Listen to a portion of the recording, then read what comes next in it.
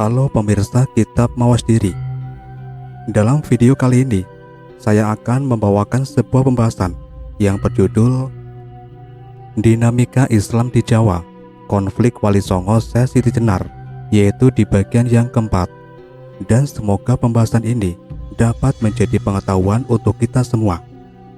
Tanpa berlama-lama lagi, langsung saja kita ke pembahasannya. Dan yang disebut Kakang melayangkan pandangannya ke arah mana telunjuk diarahkan. Sejenak mata yang mengamat-amati itu menyipit, dan tampaknya orang di dalam gubuk yang tengah menunggu sawahnya dari gangguan burung juga tengah memperhatikan mereka. Kakang Tukaran, dia memperhatikan kita. Ia bergola. Panji Tukaran, orang yang disebut Kakang itu, bergeming menatap sosok yang ada di gubuk. Kita ke sana, Kakang. Tunggu, ada apa? Panji Tukaran menuding ke arah sesuatu. Mata sosok yang ada di sampingnya, mata dari Ken bergola, mencoba mengamati apa yang tengah ditunjuk oleh Panji Tukaran. Dan mata yang semula menyipit karena mencoba menangkap sosok yang tengah bergerak di seberang pematang sawah, seketika membelalak. Bajingan, pasukan Demak, Kakang. Ya, secepatnya kita tinggalkan tempat ini. Kita telah memasuki wilayah Demak Bintoro. Kita putar balik, jangan terburu-buru sehingga memancing perhatian. Ken Wergola nampak gugup. Kuda yang ditungganginya ikut resah. Jangan gugup, goblok, sentak Panji Tukaran. Di sana, di jalanan yang agak jauh dari persawahan, terlihat ada 7 orang berpakaian putih-putih tengah menunggang kuda. Posisi jalan melintang membelah persawahan, sedangkan Panji Tukaran dan Ken Wergola berada di kaki bukit kecil yang membatasi persawahan dan hutan yang lebat. Kita masuk kembali ke hutan sekarang, sergap Panji Tukaran. Ken Wergola mengangguk. Terlihat dia telah memutar kerisnya. Keris yang semula melintang di pinggang belakang kini ditarik ke pinggang dekat perut. Ken Tukaran dan Ken Wergola perlahan menyentak kendali kuda dan segera membalik arah. Kuda berputar arah dan berjalan menaik, menapaki bukit menuju hutan belukar. Baru beberapa tombak ke atas, sayup-sayup terdengar derap kaki kuda dari belakang. Kontan saja, perhatian Panji Tukaran dan Ken Wergola terusik. Segera mereka menoleh ke belakang. Mata keduanya seketika terbelalak saat melihat 7 orang berpakaian putih-putih tengah memacu kudanya ke arah mereka lewat sebuah jalanan kecil. Jalanan yang tidak dapat dilihat oleh Panji Tukaran maupun Ken Wergola semenjak tadi. Dan kini baru mereka menyadari ada jalan kecil menuju ke arah bukit, dan pasukan Demak tengah melewati jalan itu. Tujuan mereka bisa ditebak, memburu mereka. Setan tenan, maki Ki Wergola. Di mana mereka mengetahui kehadiran kita? Mata Panji Tukaran menelisik dengan tegang, dan dilihatnya seseorang yang tadi duduk dalam gubuk menuding-nuding ke arah mereka. Bajingan itu ternyata. Ken Wergola juga melihat orang menuding-nuding tersebut. Giginya berkemeratakan. Ayo Wergola, jangan berlambat-lambat lagi. Iya, Kang. Kendali kuda disentak. Kuda meringkik nyaring, mengangkat kedua kaki depannya sejenak, kemudian berlari kencang. Kita secepatnya masuk ke hutan, lantas mencari semak-semak yang rimbun. Kita harus bisa menyembunyikan diri, teriak Panji Tukaran. Kedua kuda melesat bagai kesetanan, sangat cepat dan sigap, menandakan penunggangnya mahir dalam berkuda.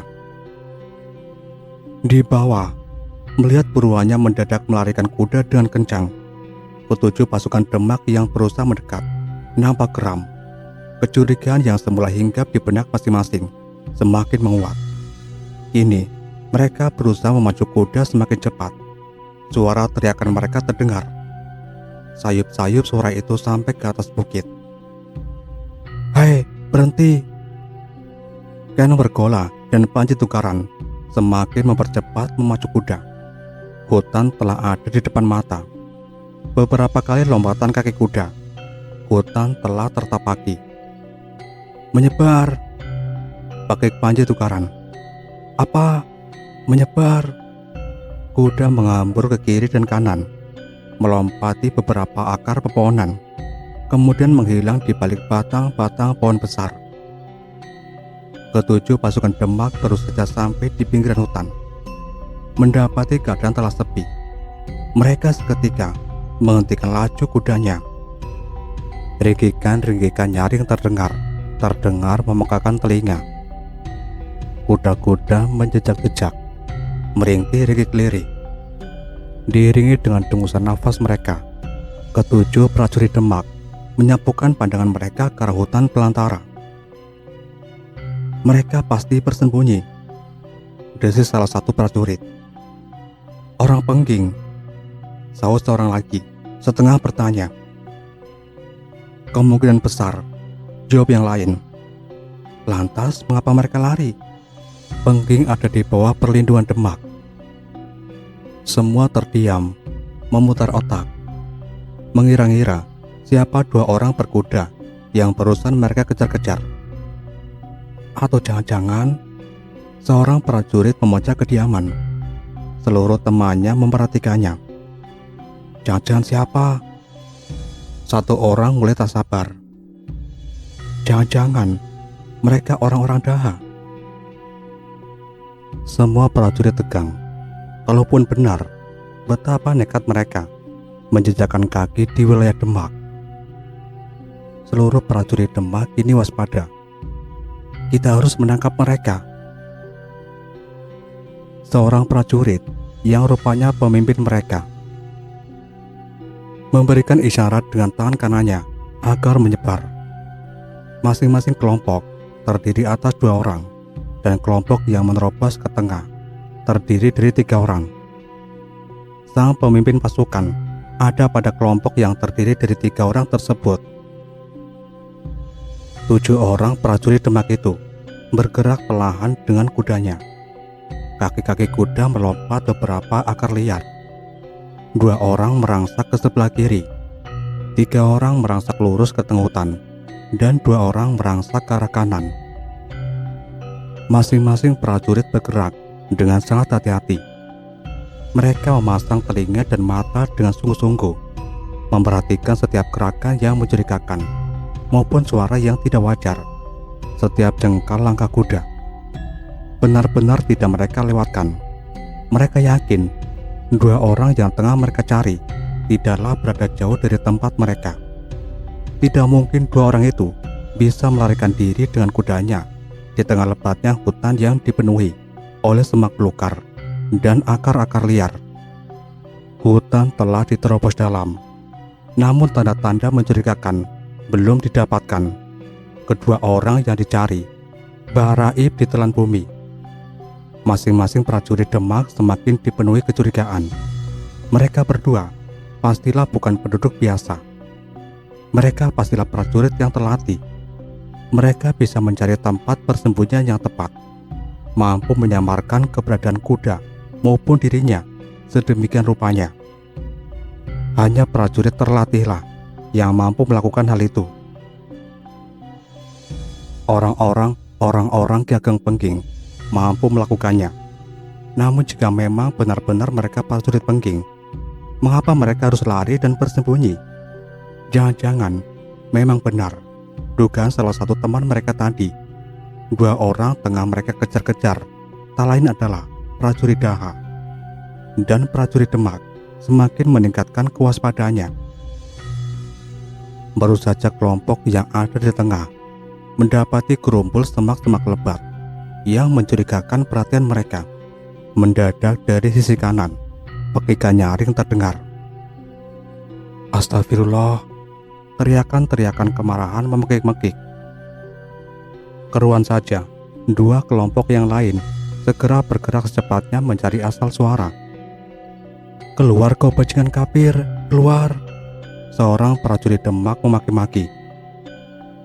Memutar-mutar kudanya sambil menghunus kerisnya, sedangkan satu temannya telah roboh sekarat bermandikan darah.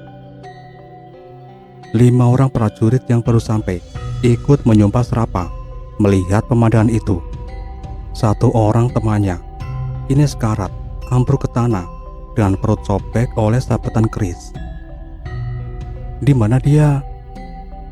Kelima orang prajurit Demak dipenuhi kemarahan. Keris-keris telah terhunus, tergenggam di tangan masing-masing. "Keluar kamu!" Keenam orang prajurit Demak merangsak ke arah mana saja. Semua semak diobrak-abriknya. Keris disapat-sapatkan ke arah batang pohon kecil yang merintangi. Sebentar saja, patahan-patahan tumbuhan telah banyak terserak di tempat itu. Namun tidak juga ditemukan orang yang dicari. "Bajingan dahak kamu, kafir kamu!" Magan menghambur di tengah kekesalan dan kemarahan yang tak terbendung lagi. Mereka tidak menyadari sesosok tubuh tengah menyelinap di atas, di sebuah pohon yang tidak terlalu besar batangnya. Demikian tersamar di celah-celah dahan, tertutup dedaunan yang merimbun, bagaikan bunglon yang bisa menyapu rupa, tersembunyi dengan sempurna. Keahlian prajurit Daha patut diacungi jempol. Prajurit Demak yang terbiasa bertempur di pesisir pantai dan di lautan bisa dibuatnya kebingungan. Keahlian seperti itu adalah keahlian prajurit Majapahit, dan prajurit Daha merupakan bekas prajurit Majapahit dulu, atau setidaknya dididik oleh bekas perwira-perwira Majapahit. Prajurit Demak tak sedikit pun terpikir untuk menengadahkan wajah. Mereka terpaku pada rimpunya semak-semak yang tumbuh di depan, dan manakala mereka tetap tak menemukan apa yang mereka cari, pemimpin pasukan segera memberikan teriakan perintah, "Turun dari kuda kalian!" Keenam prajurit sigap melompat turun dari kuda. Dengan tanpa kuda, kita lebih mudah menelisik semak yang rimbun sekarang menyebar. Dan sosok di atas pohon tersenyum. "Prajurit goblok," desisnya. Kini dia bisa mengukur kekuatan lawannya. Ternyata prajurit-prajurit Demak yang tengah mengepungnya hanyalah prajurit Krojo yang belum berpengalaman. Jelas mereka adalah prajurit-prajurit yang baru, jauh sekali dengan prajurit Demak yang pernah menyerang Majapahit pada waktu 2 minggu yang lalu. Di mana dulu dia termasuk dalam salah satu kesatuan Majapahit yang ikut menghadang. Kini dia yakin dengan turun ke bawah dan main kucing-kucingan dan kena prajurit yang nampak menyebar satu-satu itu, dirinya takkan bisa tertangkap. Dia menoleh ke salah satu dahan. Dilihatnya temannya, Ken Wergola, masih rapi bersembunyi. Dikeluarkannya cicitan mirip suara burung. Ken Wergola seketika tercengang mendengar cicit tiruan itu, cicit yang sering didengarnya saat pelatihan perang, yang sangat mirip cicit burung asli. Yang membedakan, jumlah cicitannya tak akan lebih dari 3 kali dalam satu siulan. Ken Wergola segera melayangkan pandangannya ke arah dahan di mana Panji Tukaran menyelinap. Sangat samar, kalau tidak benar-benar diperhatikan, tubuh temannya itu takkan bisa diketahui. Dan dari sana dilihatnya sebuah isyarat khusus untuk turun ke bawah. Ken Wergola masih belum percaya dengan isyarat tangan yang diberikan oleh Panji Tukaran. Namun ketika isyarat itu diberikan kepadanya untuk kedua kali, baru Ken Wergola yakin, dan dia segera membalas isyarat itu dengan isyarat tangan yang menandakan siap. Kini temannya mengajak main kucing-kucingan di bawah sana, memanfaatkan gerumpul semak yang ada. Ken Wergola tersenyum sendiri. Berarti keberadaan pasukan Demak yang kini tersisa hanya 6 orang tersebut lebih dibilang tidak begitu membahayakan diri mereka.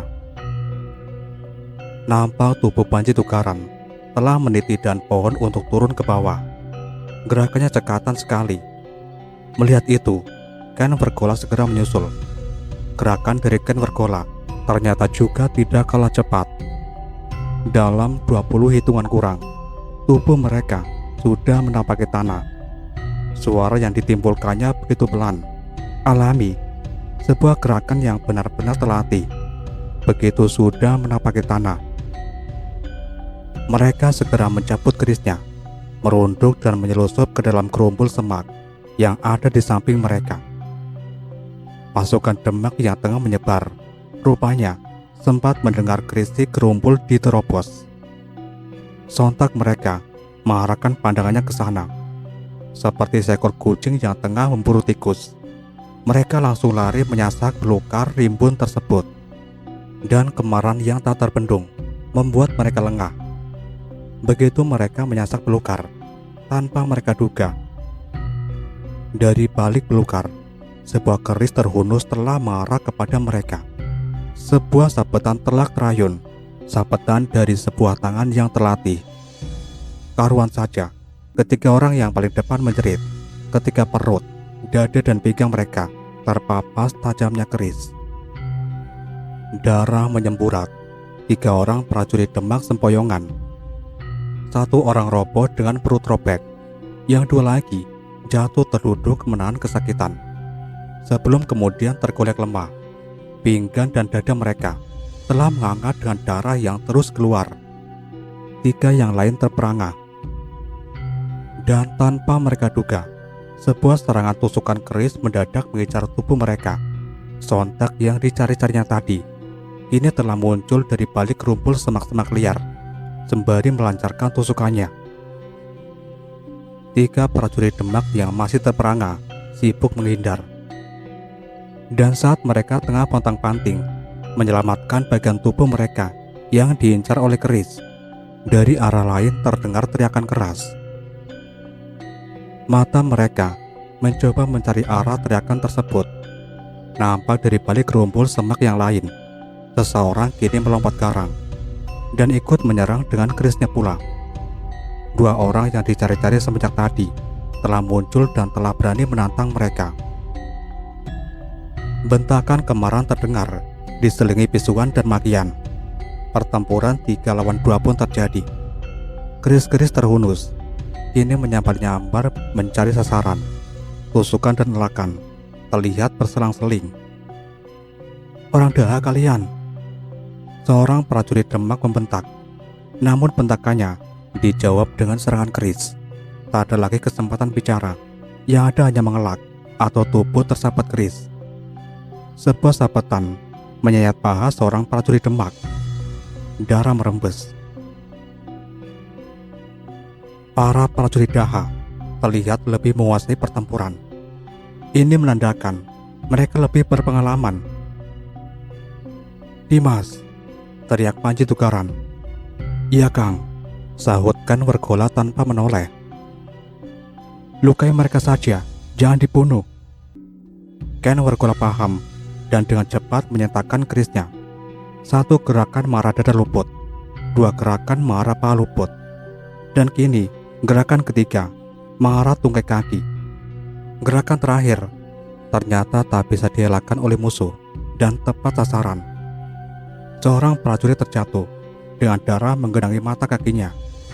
Dia hendak bangkit, namun terjatuh lagi dengan erangan kesakitan. Di saat bersamaan, keris Panji Tukaran menyusup di paha seorang prajurit Demak. Paha itu robek menganga dengan diiringi tumpahnya cairan darah dari sana. Namun, prajurit itu masih kuat berdiri. Sayang, gerakannya kini melambat, sehingga sayatan serupa menyusul telah mengenai paha satunya. Kini prajurit itu tumbang dengan makian keluar dari mulutnya. Tinggal 1 orang prajurit yang masih melawan. Panji Tukaran dan Ken Wergola segera mengeroyoknya. Tak membutuhkan waktu lama, prajurit yang ketakutan itu ini terjungkal dengan sobekan menganga di kedua tungkai kakinya. Dengan napas terengah, Panji Tukaran berteriak, "Cepat, kita pergi dari sini." Tanpa menjawab, Ken Wergola mengambur ke arah seekor kuda milik prajurit Demak. Tak ada waktu untuk menghampiri kudanya sendiri. Dengan sekali lompatan, Ken bergola telah duduk di atas punggung kuda itu. Sedangkan Panji Tukaran juga berbuat serupa. Tanpa menunggu waktu lama, keduanya segera menelusup hutan. Cepat-cepat meninggalkan 2 orang prajurit Demak yang sudah menjadi mayat dan 5 orang yang tersungkur dengan luka yang digenangi darah. Pupuh kelima, Sejatining Pangeran Mulya. Charbon Kirang, 1493 Masehi. Sosok sepuh itu duduk bersila di hadapan 4 orang lainnya.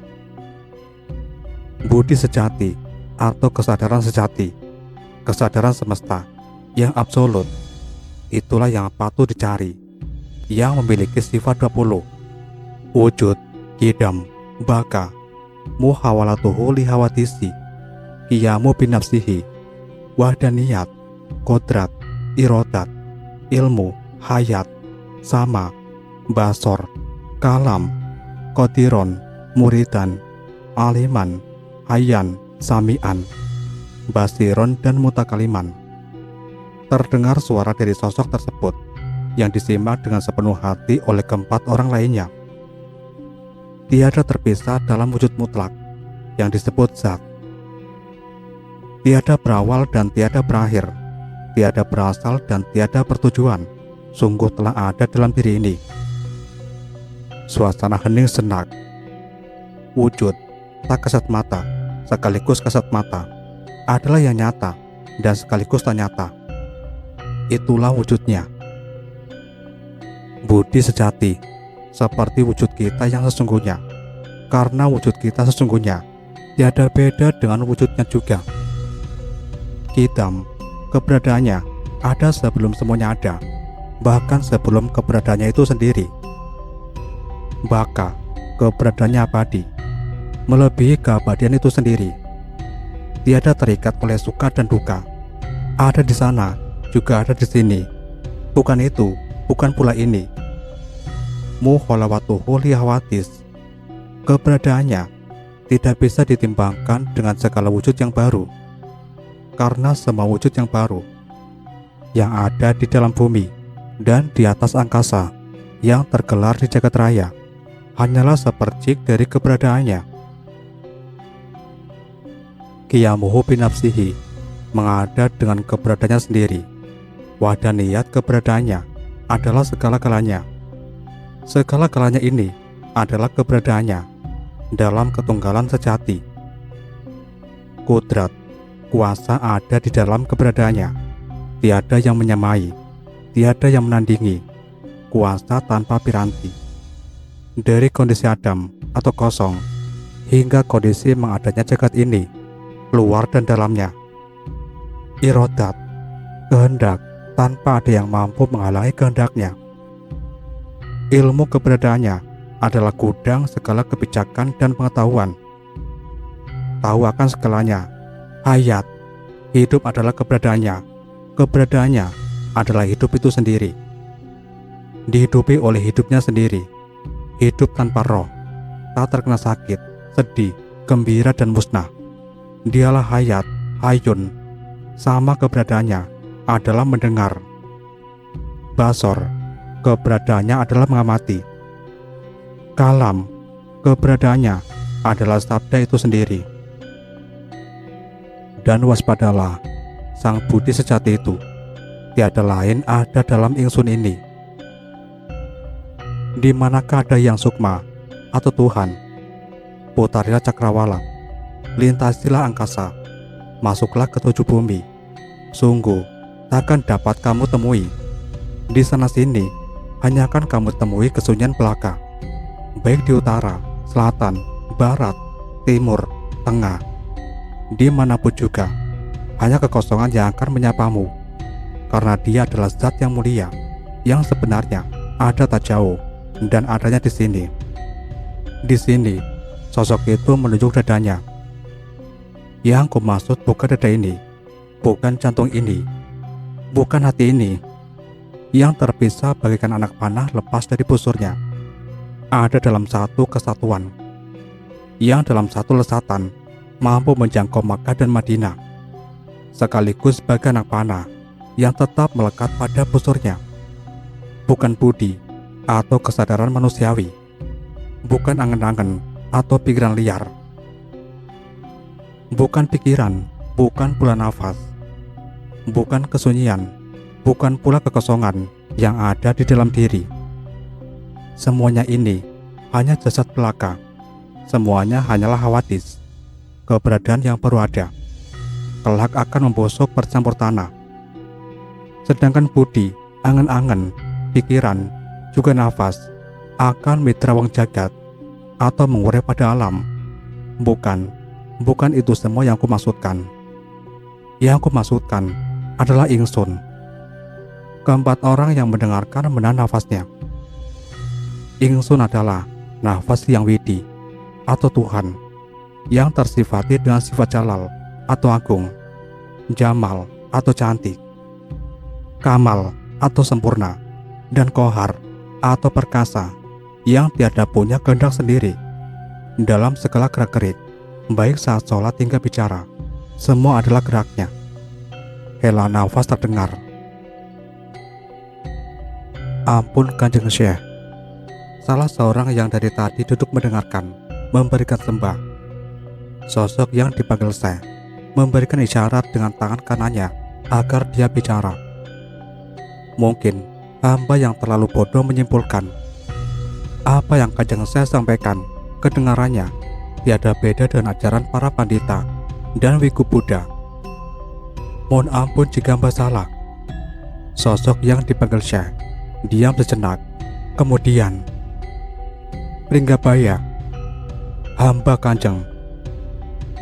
Dalam segala hal, ajaran ilmu rasa, ilmu hak, kesejatian tiadalah memiliki sari-sari yang berbeda. Apa yang baik di masa lalu, maka pakailah. Yang kurang baik di masa lalu, maka tinggalkanlah. Tidak patut memandang segala yang datang dari masa lalu adalah buruk. Ingat, hana huni hana mangke, tan hana nguni tan hana mangke. Yang artinya, ada masa lalu, ada masa sekarang. Tanpa masa lalu, takkan ada masa sekarang. Pringgajaya memberikan sembah. Terima kasih Kanjeng. Nah, Bisana, Danabaya, Centula, dan Pringgabaya, keempat orang yang disebut namanya memberikan sembah. Resapilah ini dalam budi kalian. Nanti tengah malam, aku akan memberikan wejangan dari wirid untuk membuka hijab yang menyelubungi budi kalian. Singgih Kanjeng Syekh, kawula mituhu, kami patuh. Hampir bersamaan, keempat orang yang menghadap memberikan jawaban. Sosok yang disebut-sebut Syekh mengangguk. Sekarang kalian keluarlah. Singgih, Assalamualaikum. Waalaikumsalam. Empat orang itu mohon undur diri. Padepokan yang berdiri di wilayah Cirebon Girang itu, tak jauh dari kota raja Kesultanan Cirebon, itu dikenal dengan nama Padepokan Kerendasawa. Sebuah padepokan yang menampung orang-orang Sunda dan Jawa untuk belajar agama Islam. Padepokan yang sebenarnya tidak terlalu megah, namun nama besarnya telah terkenal di mana-mana, bahkan menyaingi Padepokan Giri Amparan Jati, padepokan tua yang letaknya ada di pesisir Cirebon. Kerendasawa begitu kesohor akan kedalaman ilmu agama yang dimiliki pemimpinnya, Syekh Abdul Jalil. Juga kesohor akan keberaniannya. 3 tahun yang lalu, Syekh Abdul Jalil menyatakan padepokannya tidak ada sangkut pautnya lagi dengan Majelis Wali Songo, sebuah majelis besar sebagai wadah berkumpulnya para ulama seluruh Jawa yang berpusat di Tandes. Sikap keras ini dipicu oleh keputusan-keputusan majelis yang dipandang oleh Syekh Abdul Jalil cenderung selalu mengarah kepada urusan kenegaraan. Semenjak majelis itu beralih pemimpinan dari Kanjeng Susunan Ngampel Denta yang telah wafat kepada Kanjeng Susunan Giri Kedaton, keputusan-keputusan yang dikeluarkan tidak lagi mencerminkan semangat para pandita, para pemuka agama namun mencerminkan semangat para negarawan, para kesatria. Tak kurang, Syekh Abdul Jalil sebagai anggota majelis yang dipercayai memegang kendali atas wilayah Jawa Barat, memperingatkan pemimpin, namun peringatan dan nasihatnya yang sama sekali tidak pernah digubris. Bahkan ketika melihat kenyataan akan berdirinya Kesultanan Giri dan Susunan Giri, lantas menyatakan dirinya sebagai Sultan dengan gelar Prabu Satmata Maulana Ainul Yakin, dan oleh karena itulah lantas melekat gelaran Kedaton di belakang gelaran Giri. Maka bulat sudah keputusan Syekh Abdul Jalil untuk bersegera keluar dari keanggotaan Majelis Wali Songo. Syekh Abdul Jalil tak menampik kenyataan bahwa Kanjeng Nabi Rasulullah Muhammad sendiri juga tak pernah menjadi seorang pemimpin di sebuah negara. Namun sebagai Syekh Abdul Jalil, keputusan yang mendasari seorang Kanjeng Nabi Rasul untuk menjadi pemimpin sebuah negara sangat berbeda dengan semangat yang mendasari para ulama di Jawa ini. Menurut Syekh Abdul Jalil, Kanjeng Nabi Rasul mengambil sikap demikian itu karena kondisi bangsa Arab perlu diajari untuk membentuk suatu masyarakat teratur dalam wadah yang disebut negara. Sebuah wadah yang tidak dikenal oleh bangsa Arab sebelumnya. Bangsa Arab sebelumnya hanya mengenal kabilah-kabilah, penguasa-penguasa kecil yang terpecah-pecah, sehingga gampang sekali terjadi pertikaian disebabkan masalah sepele. Hukum rimba yang berlaku. Siapa kuat, dia yang menang. Masyarakat Arab perlu diperkenalkan akan sebuah masyarakat yang tertib, yang dinaungi oleh satu hukum hasil dari kesepakatan bersama. Dan hukum itu bisa dijalankan jika ada sebuah wadah yang disebut negara. Namun di Jawa, di mana masyarakat sudah mengenal akan pentingnya bernegara, maka tak ada kewajiban bagi ulama untuk ikut campur urusan kenegaraan. Para ulama harus bisa membatasi diri, harus bisa menempatkan diri, cukup sebagai pencerah, sebagai penasihat, sebagai pembimbing, tak lebih. Baik pembimbing para kesatria yang memegang kendali negara maupun kepada para kawulo. Para ulama bisa menjadi pengaruh, juru damai, pihak yang menjembatani antar golongan yang sedang bertikai.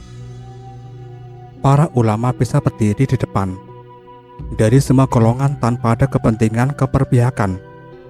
Jika para ulama ikut menguasai negara, maka tak akan mungkin semua itu bisa dijalankan secara murni.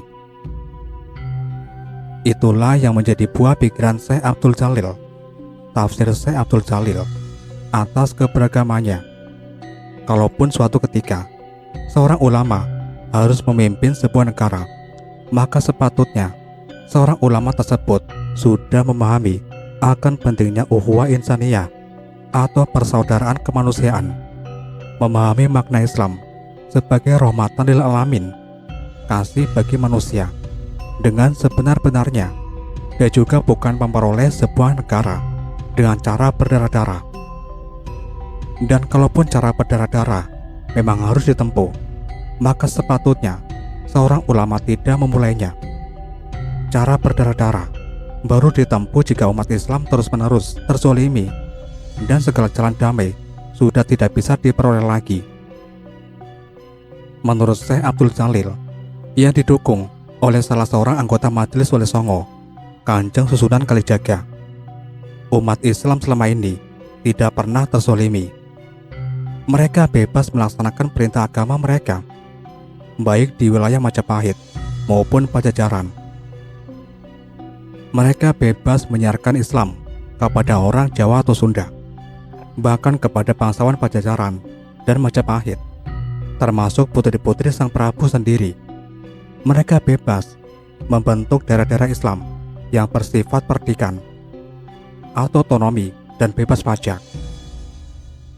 Maka jika serta-merta umat Islam Jawa memulai cara-cara cenderung keras, maka umat Islam bisa dikatakan telah zalim kepada umat lain. Dan Syekh Abdul Jalil juga Kanjeng Susunan Kalijaga tidak rela jika umat Islam Jawa mendapat sebutan seperti itu. Dan 3 tahun yang lalu, melihat perkembangan Majelis Wali Songo yang sudah tidak sesuai dengan semangat awalnya saat didirikan oleh Kanjeng Maulana Maharibi atau Kanjeng Susunan Tandes, maka dengan yakin Syekh Abdul Jalil menyatakan bukan lagi anggota dari Majelis Wali Songo. Kabar yang mengejutkan ini telah sampai di Tandes, di hadapan Sang Ratu Ulama Kanjeng Susunan Giri Kedaton. Musyawarah pun diadakan. Syekh Abdul Jalil diundang untuk hadir, dan beliau bersedia untuk hadir. Diwarnai dengan perdebatan yang pelik, para wali tidak bisa memengaruhi Syekh Abdul Jalil untuk mengubah keputusannya, dan musyawarah tidak menemukan titik temu. Syekh Abdul Jalil tetap pada keputusannya.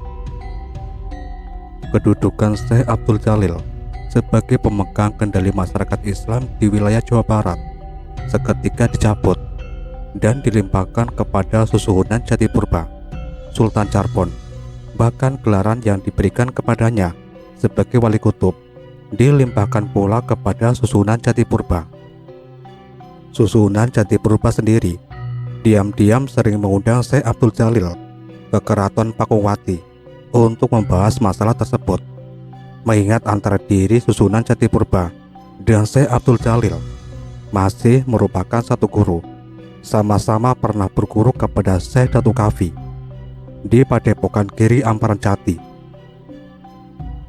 Bahkan Pangeran Cakrabuana, pendiri Charbon sendiri, yang merupakan paman dari Susunan Jatipurba dan merupakan murid awal dari Syekh Datuk Kafi, ikut pula memberikan masukan.